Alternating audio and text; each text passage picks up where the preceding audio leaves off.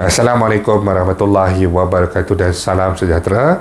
Terima kasih banyak kerana sudi datang untuk menonton video saya pada hari ini. Dan seperti biasa, bagi mereka yang baru pertama kali datang untuk menonton ke channel saya ataupun mereka yang masih lagi belum subscribe, saya mohon jasa baik anda untuk subscribe ke channel saya. Dan bagi mereka yang dah subscribe, saya mohon anda untuk kongsikan video ini kepada rakan-rakan serta ahli keluarga anda.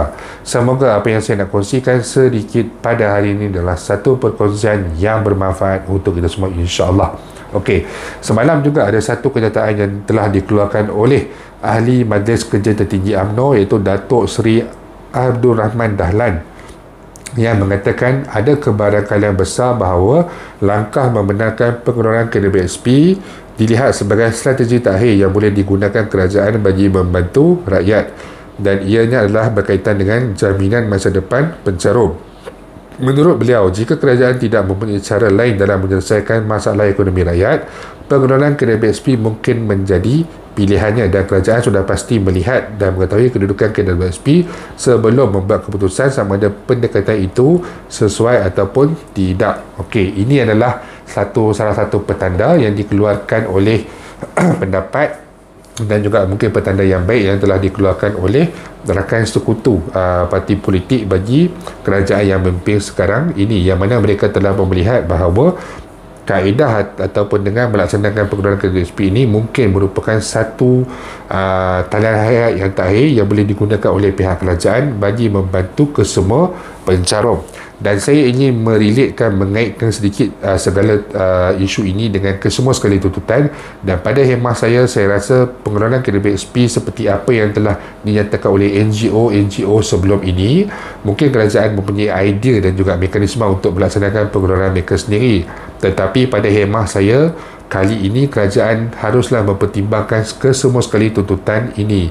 Yang pertamanya adalah tuntutan untuk pengeluaran secara bersasar bagi pencarum yang tidak aktif mencarum. Ini akan memanfaatkan isi rumah seperti suri rumah, ibu bapa tunggal ataupun golongan-golongan yang sudah diberhentikan kerja atau tidak boleh kembali kepada sektor pekerjaan disebabkan halangan-halangan tertentu, supaya mereka ini mempunyai akses terus kepada akaun 1 dan akaun 2 KDBSP mereka untuk mereka menggunakannya secara harian, sama ada untuk keperluan harian, untuk membina pendapatan tambahan dan juga sebagainya. Ini akan memanfaatkan mungkin lebih daripada 1 ataupun 2 juta pencarum yang tidak aktif di dalam akaun KDBSP, supaya mereka dapat menikmati wang caruman mereka itu sekarang untuk membaiki taraf hidup mereka.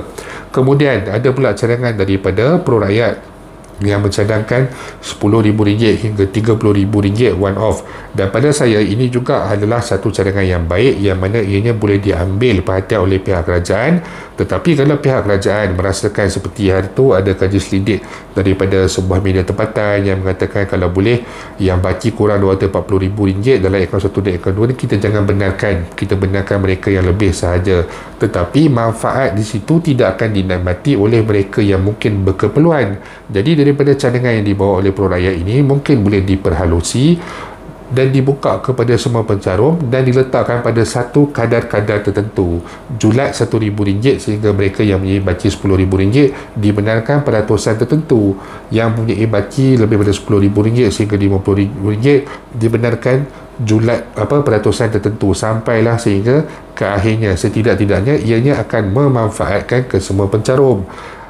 Matlamat pencarum sekarang ini untuk mengeluarkan wang caruman mereka adalah kebanyakannya disebabkan oleh hutang-hutang tertunggak, yang mana hutang ini bukannya tertunggak dalam orang kata sebelum pandemik dan sebagainya. Kebanyakan disebabkan terkesan semasa pandemik dan juga waktu PKP.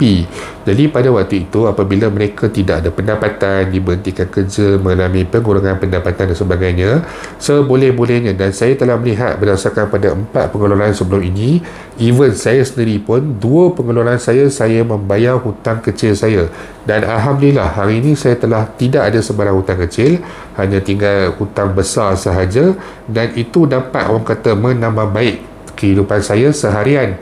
Dan saya percaya apabila pencarum kalau dibawa oleh Pro Rakyat ini yang menuntut pengeluaran for all, saya percaya pencarum-pencarum lain juga hendakkan perkara yang sama. Kita jangan orang kata huraikan berkenaan dengan kenapa dulu buat hutang, tak fikirkan dan sebagainya. Benda itu telah pun berlaku, tetapi segala kesan yang berlaku sekarang ini daripada hutang yang mereka telah buat pada waktu yang lepas adalah disebabkan kesan daripada pandemik dan juga waktu PKP. Jadi nak tak nak, walaupun mungkin dilihat satu kerugian, keluarkan wang caruman untuk bayar hutang bank, memang nampak macam satu kerugian, tetapi untuk pencarum ini, itu adalah satu kelegaan, benda yang melegakan mereka, kerana mereka sekarang ni terhimpit.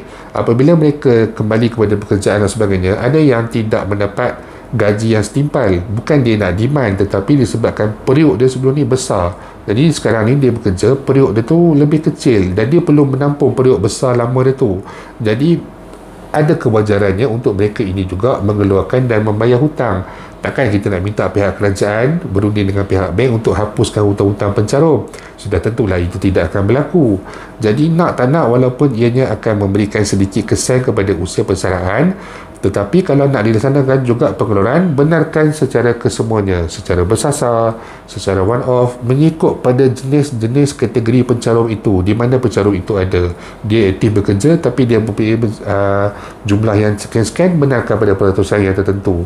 Dia seorang suri rumah, dia dah lama dah tak pencarum, 4 tahun dah tak bercarum disebabkan diberhentikan dan sebagainya. Jadi benarkan dia untuk mengeluarkan kesemuanya, dan itu adalah perkara yang terbaik. Kita bercakap tentang masa hadapan, tetapi masalahnya sekarang ini, macam yang telah dikatakan oleh Datuk Wan Saiful Wanjan, dalam masa 20 hari pun belum tentu lagi pencarum mempunyai sumber makanan, sumber keuangan yang cukup. Ini perkara yang harus diperhalusi oleh pihak kerajaan. Mengharapkan bantuan STR, sumbangan tunai ramah RM300, RM100, tak sampai beberapa minit, beberapa jam pun jumlah itu boleh habis.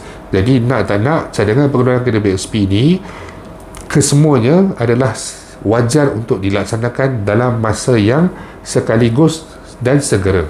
Jadi itu saja sedikit yang saya nak kongsikan pada hari ini. InsyaAllah jika ada sebarang perkembangan terbaru, saya akan berkongsikan kepada anda semua kelak. Bagi mereka yang punya sebarang persoalan, sebarang masalah ataupun sebarang komen, anda boleh utarakan di ruangan YouTube saya, Firdaus Selamat, di ruangan Facebook saya, Firdaus Selamat Channel, ataupun di TikTok saya, Firdaus Selamat 85. InsyaAllah kita akan jumpa lagi. Jangan lupa untuk share, jangan lupa untuk subscribe. Assalamualaikum warahmatullahi wabarakatuh.